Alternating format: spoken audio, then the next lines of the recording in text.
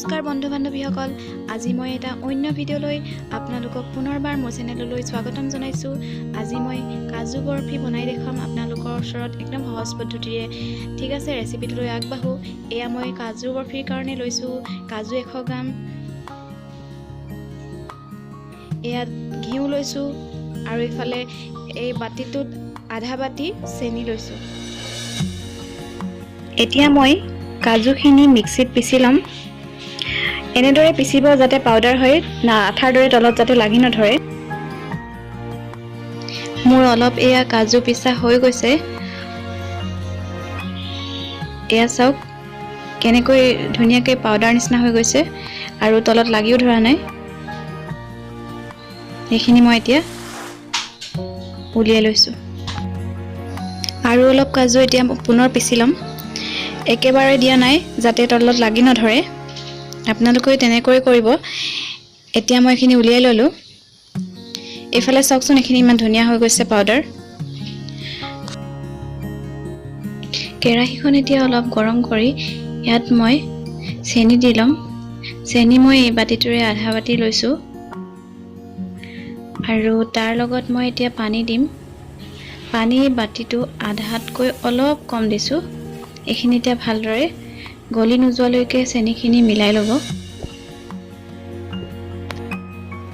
চেনিখিনি ভালদৰে লৰাই থাকিব লাগিব যাতে তলত গৈ লাগি নধৰে।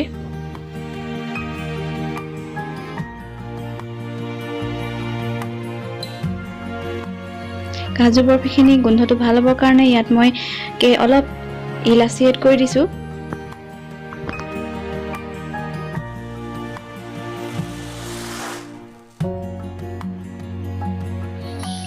এতিয়া চেনিখিনি গলি আহিছে আৰু মই ইয়াতে পিচি লোৱা কাজুখিনি এড কৰি ল'ম আৰু এইখিনি ভালদৰে লৰাই ল'ব লাগিব। আৰু গেছটো প্ৰথমৰ পৰা শেষলৈকে ল' ফ্লেমতে ৰাখিব যাতে এইখিনি লাগি নধৰে। আৰু এতিয়া এইখিনি ভালদৰে মিলাই লৈ লৰাই থাকিব। যদি লৰাই থকা নহয় তেতিয়াহ'লে তলত লাগি যাব পাৰে।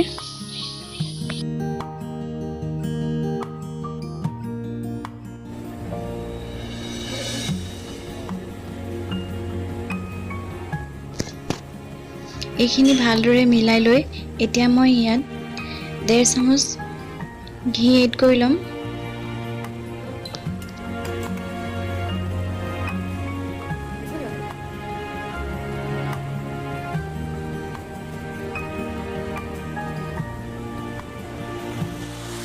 এইখিনি লাহেকৈ ঘন হৈ আহিছে আৰু অলপ সময় লৰাই থাকিব লাগিব যাতে কেৰাহীৰ পৰা ভালদৰে এৰি যায়। এইফালে এইখিনি হৈছেগৈ। ইয়াৰ পৰা ঠাণ্ডা হ'বলৈ মই অকণমান থৈ দিছোঁ যাতে চেক কৰিব পাৰোঁ হৈছে নে নাই হোৱা।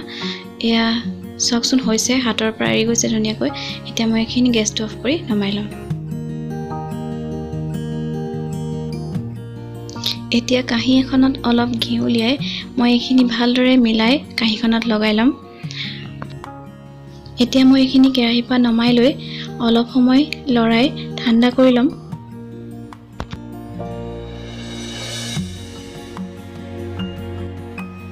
হাতখনেৰে মঠিব পৰা নাই কাৰণে অলপ সময়ৰ কাৰণে ঠাণ্ডা হ'বলৈ মই হেতাখনেৰে লৰাই লৈছোঁ। তাৰপিছত লাহেকৈ যেতিয়া ঠাণ্ডা হ'ব মই হাতেৰে মঠি ল'ম।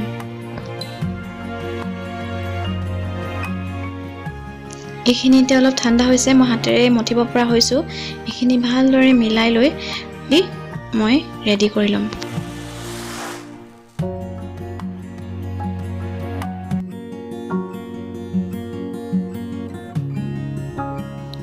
এতিয়া মই দুটা পলিথিনৰ মাজত অলপ ঘি সানি কাজুৰ লাডুটো ৰুটিৰ দৰে বেলি ল'ম।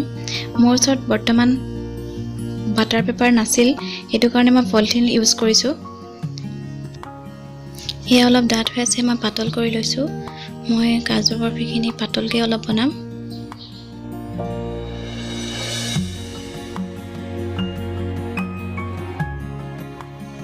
ইয়াৰ মই ছাইডটো কাটি লৈছিলোঁ যদিও অলপ মিলাবলৈ থাকি গৈছিল। এতিয়া এইখিনি ভালদৰে মিলাই ল'ম আৰু মই বৰফি শ্বেপত এইখিনি কাটি ল'ম।